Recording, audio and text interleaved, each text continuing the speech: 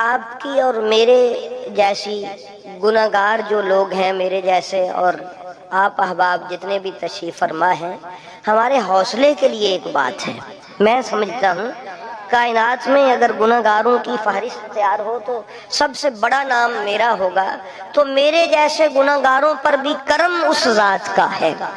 اس لیے اس میلاد کا صدقہ ہے۔ وہ کیسے؟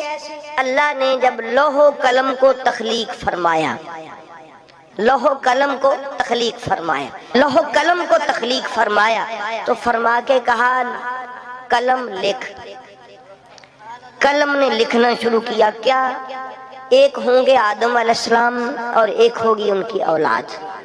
ان میں سے جو نیک ہوں گے وہ تو جائیں گے جنت میں، جو نافرمان ہوں گے وہ جائیں گے جہنم میں۔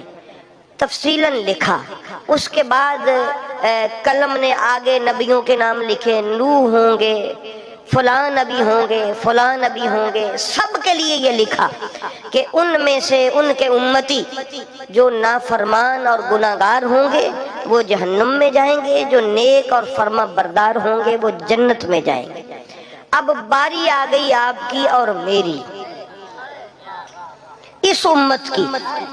قلم چونکہ تسلسل سے تقریباً 1.25 لاکھ انبیاء کا لکھتا آ رہا تھا، تو قلم نے لکھا پھر محمد ہوں گے، محمد آئیں گے صلی اللہ علیہ وآلہ وسلم، پھر ان کی ایک امت ہوگی، ان میں سے جو فرما بردار ہوں گے وہ جنت میں جائیں گے، اور ان میں سے جو نافرمان ہوں گے وہ جہنم میں جائیں گے۔ ابھی لکھا نہیں تھا، لیکن چونکہ تسلسل یہی تھا، قلم نے لکھنا چاہا تو اللہ نے فرمایا قلم رک، ادب کر، رک ادب کر، اور کہا اتنے جلال سے کہ قلم شک ہوا اللہ کے جلال سے، 1000 سال تک سجدے میں رہا، 1000 سال تک سجدے میں رہا وہ قلم، 1000 سال تک سجدے میں رہا۔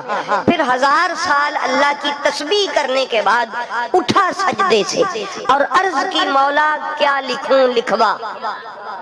فرما لکھ، میرے پاک محمد آئیں گے صلی اللہ علیہ وآلہ وسلم، ان کی ایک امت ہوگی، ان میں سے جو نیک ہوں گے وہ تو جنت میں جائیں گے، اور ان میں سے جو گناہگار ہوں گے۔ یہ لکھ کے قلم پھر انتظار کرنے لگا کہ اب اللہ کیا لکھواتا ہے۔ فرمایا لکھ پھر میں غفور الرحیم ہوں، پھر میں کیا ہوں؟ غفور الرحیم ہوں، کیونکہ یہ میرے محبوب کے امتیوں کا مسئلہ ہے، عام لوگوں کا مسئلہ نہیں ہے۔ دیکھنا کہیں میرا محبوب نہ پریشان ہو جائے۔ میرا محبوب جب لکھا ہوا دیکھے کہ جو گناہگار ہوں گے تو وہ غفور الرحیم ہے تو میرا نبی خوش ہو جائے گا۔ اس لیے احباب گرامی، ایک دن جنگ پہ جا رہے تھے، راستے میں حضرت سرکار دو عالم علیہ السلام کے صحابی معاذ ابن جبل رضی اللہ تعالی عنہ کی آنکھ کھلی، نبی پاک کو دیکھا کہ اپنے بستر پر نہیں ہے، اٹھ کے ادھر ادھر تلاش کیا، نبی پاک سرکار نہیں ملے، پریشان ہو گئے کہ کہیں کسی دشمن کی سازش کا شکار تو نہیں، ڈھونڈنے کے لیے نکلے، رات تھی۔ آگے گئے تو کیا دیکھتے ہیں، ایک اور صحابی حضرت مالک بن عوف رضی اللہ تعالی عنہ وہ بھی ہیں۔ کہا کہ مالک تو بھی اسی پریشانی میں ہے جس میں میں ہوں؟ انہوں نے کہا کہ ہاں میں بھی نبی پاک کو ڈھونڈ رہا ہوں۔ تھوڑا سا آگے گئے تو سب سے آگے حضرت ابو ذر غفاری رضی اللہ تعالی عنہ۔ کہا کہ ابو ذر تو بھی اسی پریشانی میں ہے جس میں ہم دونوں ہیں؟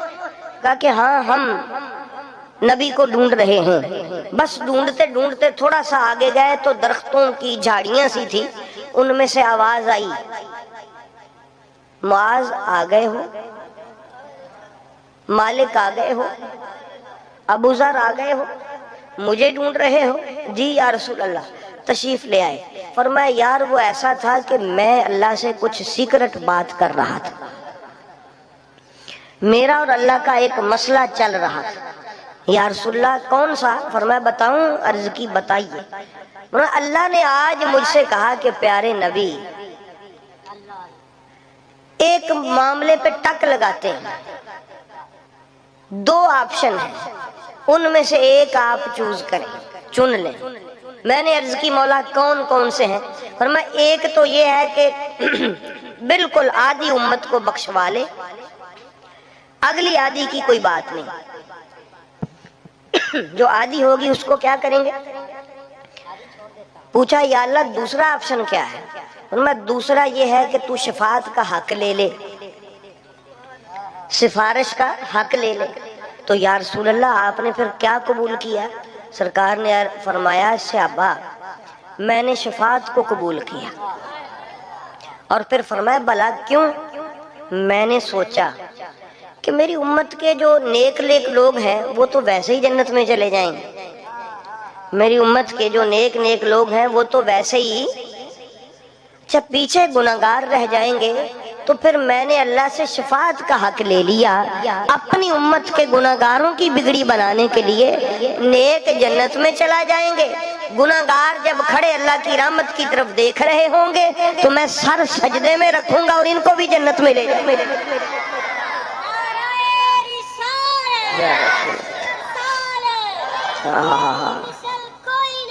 یا نبی، سبحان اللہ۔